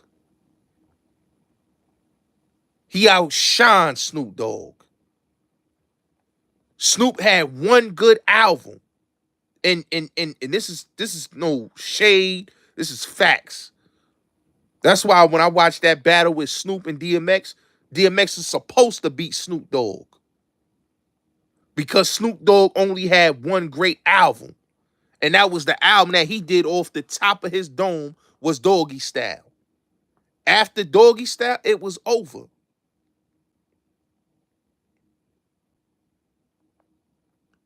After Doggy Style, it was over. Dog Father was trash. Let's keep it real. Dog Father was trash. The shit with No Limit, DPG, that shit was trash. And I think the album that really, I'm going to keep it real with you, that was maybe, I would say, like a good Snoop Dogg album. In my opinion, that was probably like after like Death Row, that he probably got little, in my opinion, like it wasn't bad. And I say it's not a classic, but it was a great album. Was that Last Meal album. I liked the Last Meal. Last Meal was fire. That had Lay Low on there. It had some shit on it. No Limit Top Dog. It was all right, but it still wasn't that great of an album. It had Bitch Please. I like Bitch Please. Bitch Please was cool. Down for My Niggas was cool. It was better than The Game Is Sold Not to Be Told, but The Last Meal was his best album that I ever heard. That was his best album on No Limit. I'm going to keep it real. Was The Last Meal. Because it had joints like Lay Low, the shit with fucking Timberland. That was dope. But then after that, my nigga, like, Snoop been hitting niggas with duds. Snoop Dogg had a lot of duds, my nigga. I don't know why niggas be even trying to cap like that nigga Snoop ain't had no duds, my nigga. He had duds. Pay the cost to be the boss. That was a dud, my nigga. Had a couple good joints on there, yeah. Couple good joints, but the rest of that was a dud, nigga. That was a dud. That was straight up a dud. I don't know. I ain't going to cap here because Snoop is a legend, nigga. We got to be honest, nigga. Nigga had a dud. Rhythm and Gangster was cool. Yeah, it was cool. You know, I like the ups and downs. I like the Let's Get Blown. That was cool. But the rest of that shit was duds, nigga. It was duds. You know? Blue Carpet Treatment, all right, that was cool. That was cool. Everything else, man, like Snoop is just a hit and miss rapper, bro. Niggas gotta stop calling these niggas legends, man. We gotta be realistic. Niggas be hit and miss rappers. Snoop Dogg is a hit and miss rapper. Jay-Z, these are overrated rappers. Eminem, overrated rappers. That's why when I hear them niggas, like I understand niggas be biased, but let's stop being biased, nigga. Why niggas can't tell the truth? Snoop Dogg is overrated. Ice Cube. Niggas like Cube. Ice Cube is overrated. Niggas go for America's Most Wanted. What he did after America's Most Wanted in them other albums. Come on, man. Like I tell niggas, Pop, it's that nigga. And he wasn't even a West Coast nigga. Let's keep it real. Tupac wasn't a West Coast nigga, but he made better music than the West Coast niggas, bro. Ice-T is trash. Niggas be calling Ice-T. I don't know why the fuck niggas be calling Ice-T a dope rapper. That nigga is trash. He's a great actor, but he's a trash rapper. That nigga got preschool rhymes.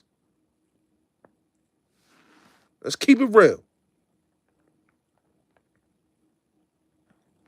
Tupac was that nigga. Niggas be acting like them niggas in the West Coast be saying shit. I be like, hold on, bro. You got a couple great artists out of there, but nigga, come on, bro. Nah, Ice Cube, let me say this, Ice Cube, right? After Death Certificate, after Lethal Injection, after America's Most Wanted, right?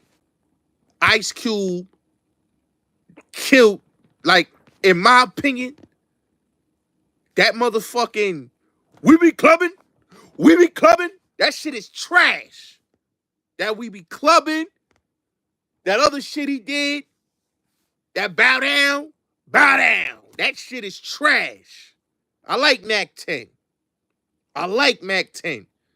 I like Mac 10 more than I like Ice Cube. I like my favorite record by Mac 10 is the what's that shit with him and Gerald Levert? That's my shit. I like Mac 10. Mac 10 is my nigga. I fuck with Mac 10. I always prefer Mac 10 over Ice Cube. All right? But that nigga, motherfucking Ice Cube fell off after Lethal Injection, my nigga. All that, we be clubbing, yay. That shit is trash, nigga. Fuck is niggas talking about, bro? Nipsey the truth. That's my nigga. I fuck with Nipsey. I've been fucking with Nipsey since Hustle in the House, feeling myself. Let's keep it real. The Game one of the illest. Game is one of the illest. I don't give a fuck what nobody say. Documentary, Doctor's Advocate. Those my two favorite Game albums. Straight like that. LAX is another fire album. I fuck with Warren G. But like I said, my nigga, nobody was ill like that nigga Tupac was in California. I don't care what nobody say, my nigga. Tupac shut the fucking shit down, my nigga. He gave niggas 3 classic albums. One, he gave niggas Me Against the World while he was in prison. 2 times platinum. Then he came out of jail and gave niggas All Eyes on Me. And then he hit niggas with the last album, 7 Day Theory. That Machiavelli shit killed them niggas.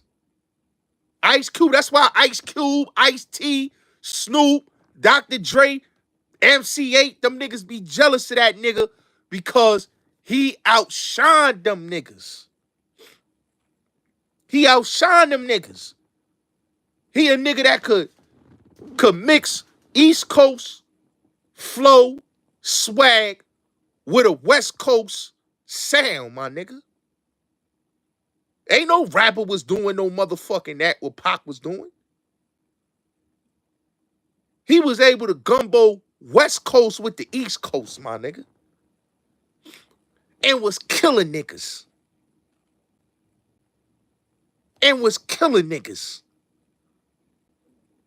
Taught them niggas even how to dress, my nigga. Let's keep it real.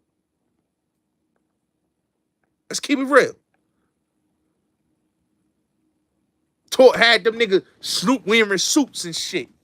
Let's keep it real, my nigga. Let's keep it real. That's why I tell people, man. They say what they want about that nigga Pac, my nigga. He made the West Coast what it is. That's why I be listening to these West Coast niggas. They be trying to put this nigga. Like, come on, bro.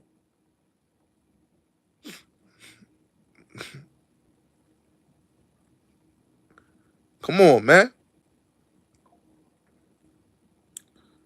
Look how long the West Coast had to come back in hip-hop. After Pac died,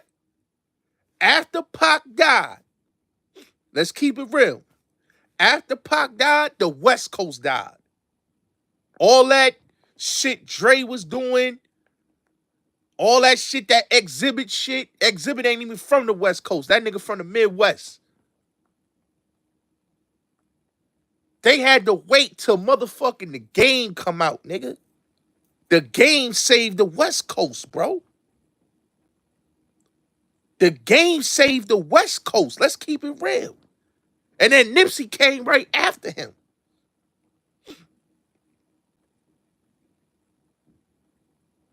But after that, nigga, if you look at the majority of the West Coast music, niggas wasn't from the West Coast. Like I said, Exhibit wasn't from the West Coast. Eminem wasn't from the West Coast. So Dr. Dre was betting off of 2 niggas that wasn't even from LA. Let's keep it real. They wasn't a factor. West Coast music wasn't a factor in the late 90s after Pac died. I think hip-hop is on life support. It's not dead. It's on life support right now. No. The South was filling in that West Coast spot. Master P, No Limit, Outkast, Cash Money. Come on, man. 3-6 Mafia. 8 Ball of MJG. That's my favorite group from the South. 8 Ball of MJG is my favorite group from the South. Them and UGK, my nigga. Real talk. That's who took the West Coast spot.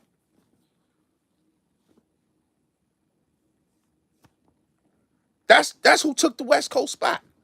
And then when The Game came out, The Game was the savior of the West Coast. Because remember, Gorilla Black, the fake Biggie. Remember the fake Biggie nigga? Gorilla Black. West Coast wasn't riding behind Gorilla Black, my nigga. They wasn't. They wasn't riding behind Jimmy Hinchman artists, the fake Biggie, Gorilla Black. I ain't gonna lie. I liked the record with Mario Winans. That was my shit. That was a fire-ass record. But niggas wasn't riding behind motherfucking Gorilla black. They wasn't. The Game came out with documentary, and that's when motherfuckers was fucking with the Game, and the Game was the face of the fucking West Coast hip hop, my nigga. Let's keep it real. Scarface, my favorite rapper. Come on, man. We ain't gonna do that. Fucks with Face. Wu-Tang all day. But the Game saved the West Coast. Before the Game, nigga, everything coming out the West Coast was underground. Let's keep it real. Everything coming out the West Coast was underground. Razkaz, motherfucking Too Short, E40. That shit was underground. That wasn't mainstream. Like I just told you, the two niggas that was mainstream out of the West Coast wasn't even West Coast niggas. Eminem and Exhibit wasn't West Coast niggas.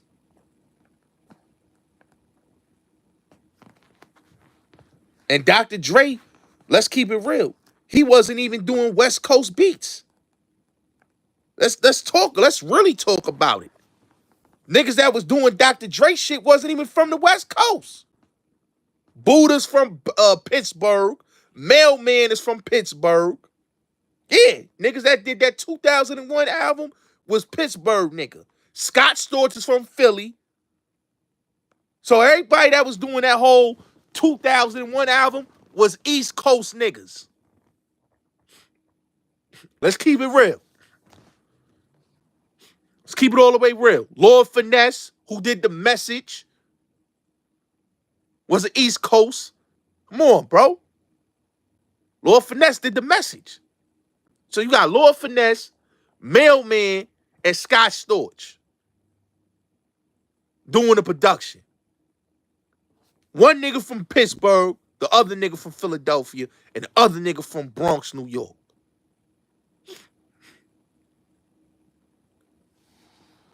Mailman from Pittsburgh. He from PA. Just like Sam Snead, he from Pittsburgh. Come on, man. That's why I be saying, man, people be putting Dr. Dre. That's another nigga. Stop putting Dr. Dre in that conversation, yo. Stop putting Dr. Dre in that conversation, man. Come on, man.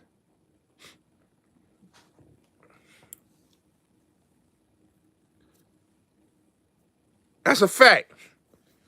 You know what I'm saying? So when people say Dr. Dre, nigga, Dr. Dre shit was coming from East Coast niggas.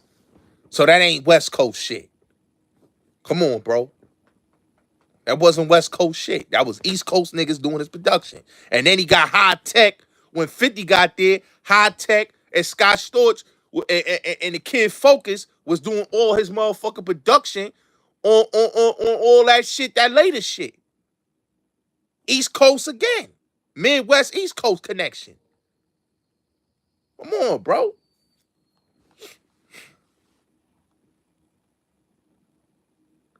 That's why I tell people, man. Dr. Dre, people want to give him that comp, like, oh, that nigga's the GOAT. Nah, man. He cool, but like I said, man, he ain't the GOAT. He ain't the GOAT. That's why Pac was mad with him, saying he ain't made a beat in how many years? You know? You got High Tech doing your production and all that. You got this one doing your beats. You ain't been in the studio for how many years? You just, all Dr. Dre doing is just putting the piano on it. That's all he doing.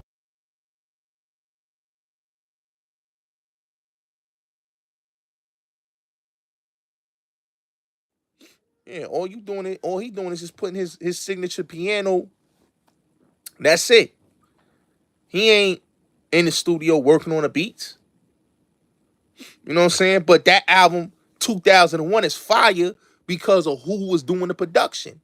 Mailman, Scott Storch. If he ain't had them doing his production on that album would have not came out fire. It would have sound just like the Aftermath album. If you remember the Aftermath album, you know that album right there was fucking trash. If you remember that album, been there, done that. You got guns, nigga, we got straps. That album was horrible, my nigga. So when they went and did 2001, that was the best production of album because Dre allowed his ghost producers to do the production. His ghost producers did the production on that album. That's why, like, niggas say what they want about Puff, right? But that nigga got an ear for production. Say what you want about Puff, say whatever. The nigga got an ear for production. He got an ear for production. That nigga got an ear for production. That nigga know what to hear when it comes to beats. That's why he got niggas like D. Angeletti, motherfucker Stevie J, Nasheen, Mario Wanis. He got all them great producers because he got ear for production. Dr. Dre, he sitting there, he do the beats, but he engineering. He ain't doing the production. He ain't fucking creating them beats from scratch. He ain't listening to the beats, my nigga. He just coming there, put his name on there, just, yeah, I'm gonna put my name on the beats and all that. But he ain't sitting in the studio. He not sitting in there when the beats is getting crafted. He coming in there when the beats is already done. That's why when it come to verses, that's a horrible verses. Trackmasters is the shit. Tone and Polk is the original hitman. A lot of motherfuckers don't know that. Trackmasters started with puffing them on Uptown. You know? A lot of that first bad boy shit, that Biggie shit, that was Tony Doe Fat, that was Trackmasters, that was motherfucking Chucky Thompson, you know what I'm saying? That made all that classic shit. They made all that classic shit. The Trackmasters made all that classic shit. And that's how motherfucking the whole bad boy sound came. Before then, Teddy Riley, Devontae, and Kyle West did all that motherfucking Uptown shit. When Puff and them came in there, Trackmasters, and they wasn't even a hitman. It was just Chucky Thompson and Tony Doe Fat and Tone and Polk that was doing the majority of that Uptown shit. That whole Mary album. If you listen to that whole Mary album, that's Trackmasters. That's all them niggas. Be Happy. That's Polk. That's Polk and motherfucking Chucky Thompson and Stevie J and them niggas. You know? So that's why I tell people, like, you got to give certain niggas they credit when it comes to shit. Now, when it comes to Dr. Dre, I'll say it again when it comes to Dr. Dre. Dr. Dre do not have the ear for certain shit. That's why when 50 told Dr. Dre he wanted to do motherfucking 21 Questions, Dr. Dre was like, nah, it's enough. We got all the street records. Dr. Dre didn't see the vision of him trying to do the chick record. He looking at it, we got all these street records.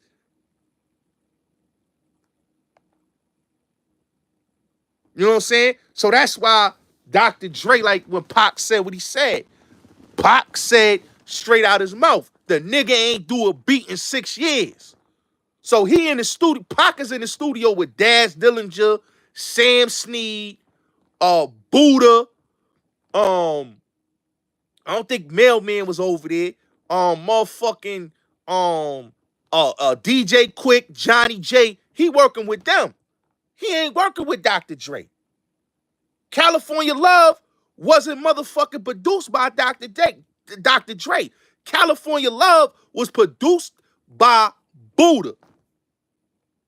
But Buddha don't get the credit for producing California Love, the remix and the original. Dre do. So that's why when people talk about Dr. Dre, I'll be like, yo, y'all need to stop that shit. Phone Tap, that wasn't produced by Dr. Dre. That was produced by motherfucking The Glove, bro. The Glove did Phone Tap. Dr. Dre ain't do none of that shit. You know? So when it come to like production And it's no knock on Dr. Dre, because Dr. Dre did a lot of that NWA shit. But when it comes to like the shit later in Death Row,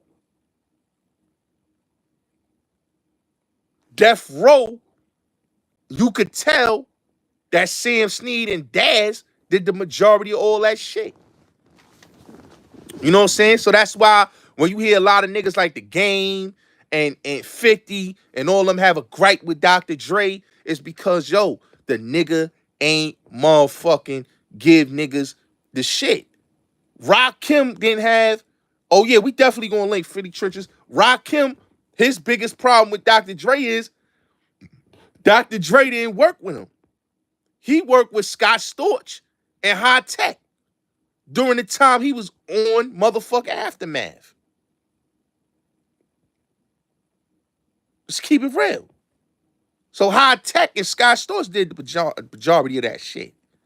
I already seen that The Game and Rick Roll, but they already had drama before, but it got squashed way back. But I see that. I see that right now. They about to go at it.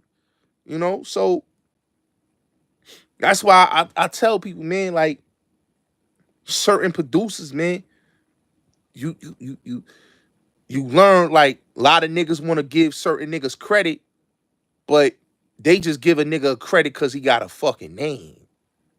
You know what I'm saying? Got a fucking name. It's just like Just Blaze. I like Just Blaze. Don't get me wrong. Or the Kendrick Lamar and Drake. I told y'all earlier, man, it's a tie. That Kendrick Lamar and Drake shit is a tie, bro. That Kendrick Lamar shit is a tie. Right now, they gotta go. They gotta. It got. I think they gotta prove themselves a little bit more.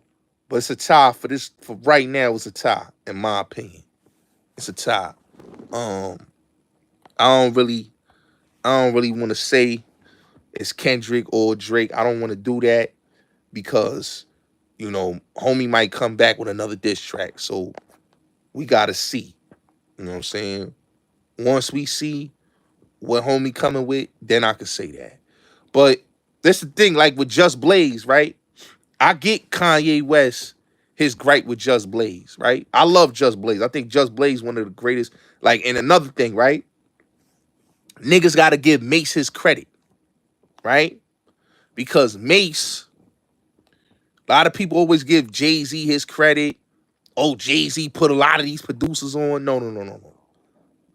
Mace was the first rapper the motherfucking had the Neptunes on a hip-hop placement on Harlem World. Kanye West first placement, big placement, was on Harlem World of Movement with Mace. Motherfucking Just Blaze first placement was with Mace. So a lot of niggas gotta get that man his credit because he had the vision. He was seeing the future working with Just Blaze, the Neptunes, and Kanye West early in 97, 98, working with them niggas. You know? Teddy Riley, one of the greatest. I ain't gonna sit there. Listen, Teddy Riley did the whole Make It Last Forever and Don't Be Cruel and Saint Nick projects. That nigga is a motherfucking veteran and a legend. When you could do a whole album in the projects, 2 legendary albums, he did that from scratch in St. Nicholas projects with 2 of the biggest R&B acts at that time. Dude is a motherfucking GOAT. You know what I'm saying? He the GOAT. Teddy Riley, one of the best to ever do it production-wise. Can't take none away from Teddy Riley. A lot of these dudes that you call a who's who in productions, the track masters, the motherfucking Neptunes, the Timberlands, the Devontae Swings, the Kyle Wesses, all of them come under that Teddy Riley tutelage and production. He started that blueprint in 84, and from 84 to motherfucking now, he's still one of the best of all time. That's why, and don't get me wrong, I love Babyface. Babyface is a good producer. But Babyface can't fuck with Teddy, nigga. Can't fuck with him. Can't fuck with him. Teddy Riley, one of the illest motherfuckers ever. Dr. Drake can't even fuck with dude. Straight like that. That whole Michael Jackson Dangerous album, that nigga talking about his relationships with fucking Sally Richardson. He doing beats and songs is being written about the chick he was in love with, my nigga. And Michael is singing about his love affair in that whole fucking album, Dangerous. People don't even know that. That whole album was about Sally Richardson. Real talk. So Teddy Riley, he one of them dudes, man. He one of them dudes. You know, he one of them dudes. I love Alchemist. Alchemist one of my favorites. I just wish Alchemist go back to the greatness that him and Prodigy did, because a lot of his production, it's not how it was when he was with P. You know, once P died, you know, I feel like Alchemist ain't been the same production wise. You know, Prodigy was like the motivation. Every beat that he did was like it was made for P, and he wanted every artist that had that sound that Prodigy had. You know what I'm saying? Now when I listen to Alk, it's not the same. Still my favorite, one of my favorite producers. You know. Yeah, Dr. Dre is the West Coast Jay-Z. He is. He just steal other niggas shit. You know? He steal other niggas shit. That's why Pac was mad with that nigga and said, yo, the nigga ain't made a beat in 6 years. You know? But Drake, people mad with Drake, man. Listen, man. I'm going to say this about Drake. Drake could have everybody mad at him. But boy, a smart artist. I can't take that from him. He just one of them artists that work his ass off. You know? People don't like him, but he been relevant for the last couple years, and ain't nobody stopped him. You know? Ain't nobody stopped him. He been relevant since 2009. He came in 2007, but he rose to stardom in 2009, 2010. It ain't been a rapper yet that could stop that dude's success. The dude gonna make great music.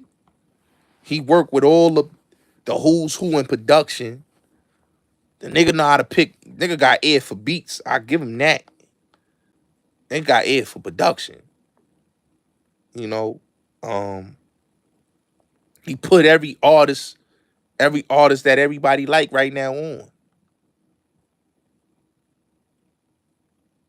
You know what I'm saying? Kendrick Lamar.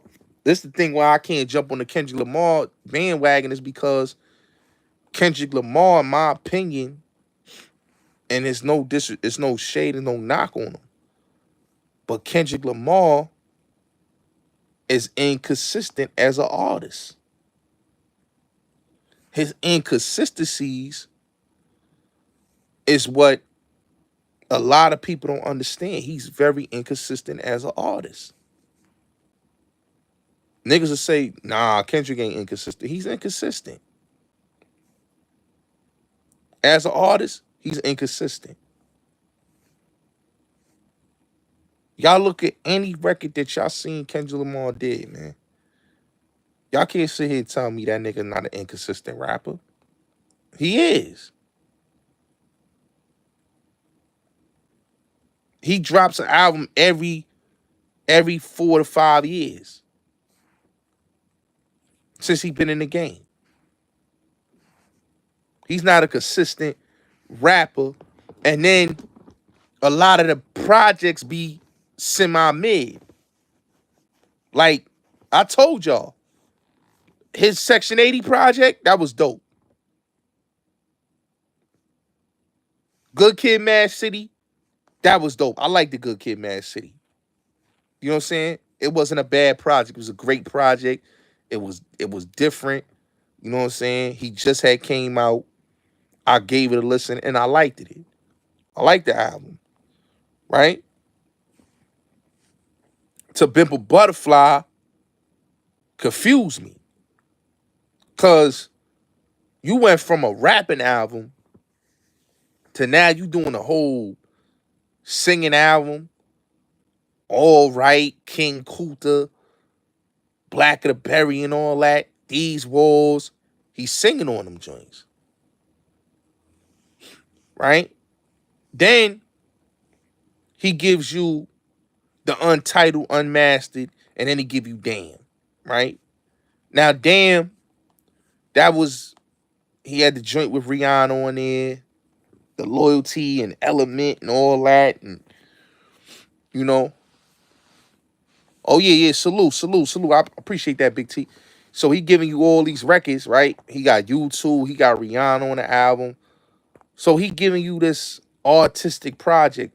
It's cool, but it's not as great as Good Kid, Mad City, right? So then he takes a break. He comes back with the Black Panther album, right? The Black Panther album, he doing the record with Jay. He got the records with J-Rock and all that. I get it. It's cool. You know, the Black Panther album, it's cool. I get it. You know what I'm saying? It's to promote the it's to promote the movie. It's a catchy album and all that. But it's not my forte of music, right? So we get to from the Black Panther album to Mr. Morale and the Big Stepper. Now, that album is popish. It's all over the place. You know, one thing about me, maybe because I'm a staunch music critic and I listen to music, I like an album that's a vibe, right? So I'm gonna give you albums that I listen to front to back, and that I still to this day I play, right? It Was Written by Nas, Life After Death by Biggie, All Eyes on Me, right? 7 Day Theory by Pac, Me Against the World, right? Capital Punishment by Big Pun, Kiss the Game Goodbye by Jadakiss. And I could name you SDE by Cameron, HNIC by Prodigy. You know what I'm saying? Come Home With Me by Cameron, Harlem World by Mace, Money, Power, Respect by the Lox, We Are the Streets by the Lox, Woo Forever, Only Built for Cuban Links, Iron Man, Supreme Clientels, Bulletproof Wallace. See, these is albums you could play from front to back. Be Coming by Beanie Siegel. These is projects you could play from front to back that are classics. These albums today, they don't give you those feelings. They don't give you those feelings. Mos Def first album is my favorite. Let me keep it real with you. Mos Def first album is my favorite. Aquarium, that's my favorite. You know what I'm saying? Like the New Danger. Let me tell you something. I like New Danger. New Danger is one of my. The only thing that got me mad about New Danger is that California record was not on that album. That was on the Biker Boy soundtrack. That was supposed to be on New Danger, but they didn't clear that sample. But New Danger is my favorite favorite most Def song of all, favorite album. My favorite song on that album is Panties. It's Panties. That's my favorite song on that album. California was supposed to be on that album, which was my favorite most Def song at the time. But New Danger is one of my favorite most Def albums. Front to back, you could play that whole album front to back. Solid piece of body of work. Solid piece of body of work. Okay? Those is albums. You don't get those type of albums no more. The Game, Doctor's Advocate, College Dropout, Late Registration, Graduation, Documentary, Doctor's Advocate. You don't get those type of albums, bro. Those type of albums you ain't getting no more in hip hop. You know what I'm saying? You get an album, it might be good for now. You know, it'll last you for a couple, but it's not that hard, bro. You know what I'm saying? Like, when I listen to Ghostface, I'll keep it real with you. Ghostface Killer, my favorite albums by Ghostface, I told you. You play that Supreme Clientels, that Bulletproof Wallets, my nigga, that's a whole different type of motherfucking animal right there. Them two albums, Iron Man is a different type of motherfucking shit, but that Supreme Clientels and Bulletproof Wallets, the Big Doe Rehab, nigga. Niggas don't know about that Big Doe Rehab by Ghostface, son. It's one of my favorites right there, Big Doe Rehab, bro. Ghost Dini, Wizard of Poetry. Those are solid albums, man. Solid. Rap niggas don't make that no more. They make albums that's hot for the day and it's not hot no more. I ain't heard an album, or I would say Nas projects was solid to me. Nas' last couple of projects was the best project I heard.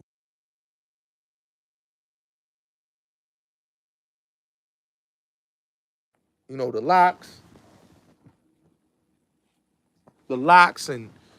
Locks last project they did, and then Nas King Disease.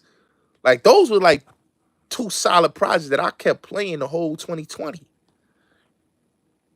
You know what I'm saying? It may be one thing about me, if I listen to a project, it might be a couple singles that I like on a project. But if I don't like the whole album, I'm not gonna listen to the whole album.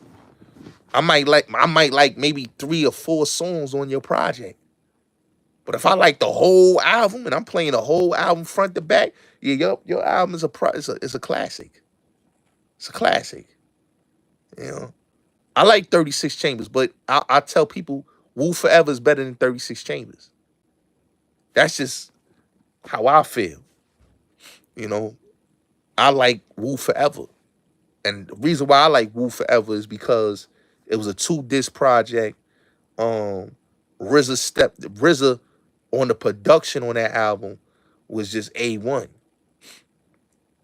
Like, I don't think he'll ever make the type of beats and the type of production that he made on Wu Forever. By far, that's one of RZA's last best work with the Wu. You know, Biggie, I tell people life after death for me. I'm a life after death nigga. I don't like Ready to Die. I like life after death. You know, life after death is my favorite Biggie project.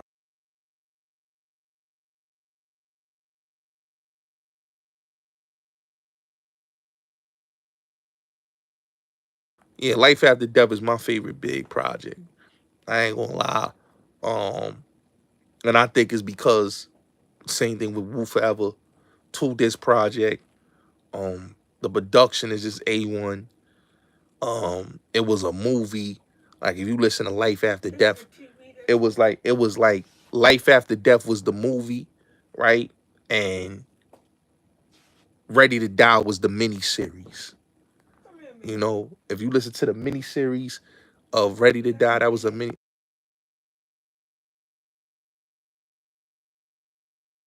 right? That, you know what I'm saying?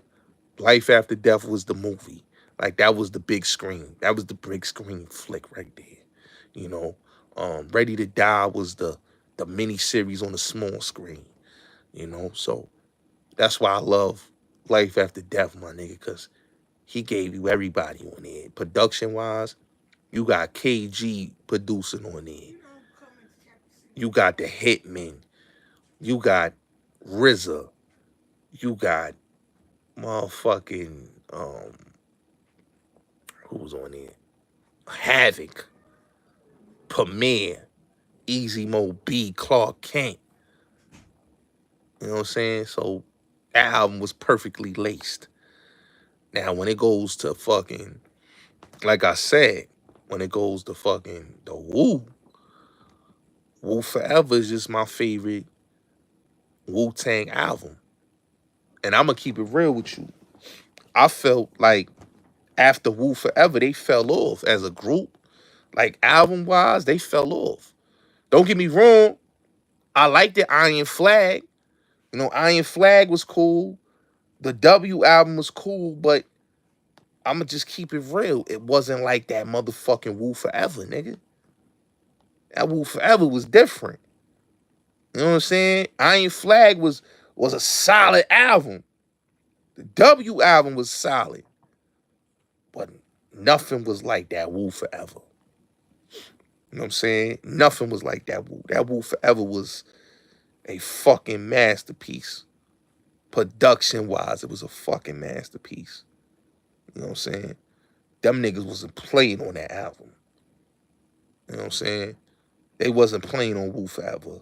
You know, like I said, you know, Iron Flag was cool. You know, it was cool. It had a couple good joints on there, like Uzi, you know, the Pinky Ring joint, Back in the Game with Ron Osley, Y'all Been Warned. You know, y'all had a couple great joints on there. But nothing was like motherfucking Wu Forever, man. Sorry. Nothing was like, even the W album. You know what I'm saying? And I like the W album. You know what I'm saying? The W album has some great joints on there. You know, especially the joint with Killer Sin and Nas. You know, the joint with Busta Rhymes. You know what I'm saying? That Let My Niggas Live was fire. Let My Niggas Live. I was fire. You know what I'm saying? The Busta Rhymes joint, that was fire, but ain't nothing was like that motherfucking Wu Forever, man. Wu-Tang Forever was just, that shit was fucking executed right, nigga. It was like them niggas was on one accord when they did that album. Like, niggas was on the same fucking page. That's why the album was their best successful album ever, because niggas was on the same fucking page. It was on the same page. You could tell it was no beef, no animosity. You know what I'm saying? Nah, Ghost and Ray is cool ass niggas, man. Cool ass dudes right there, man. I fuck with them niggas. You know what I'm saying? But like, I'm telling you in my opinion, like listening to the joints like Cash Rules, Scary Hours, Visions, hard. Visions is hard. Older Gods, hard. It's Yours, hard. Triumph, hard. MGM, hard, nigga. Heaters, hard. You talking about hard fucking records, my nigga.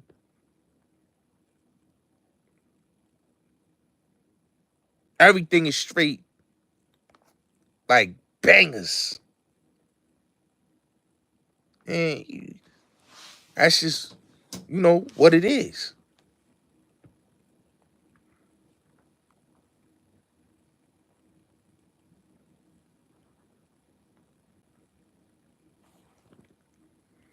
You know?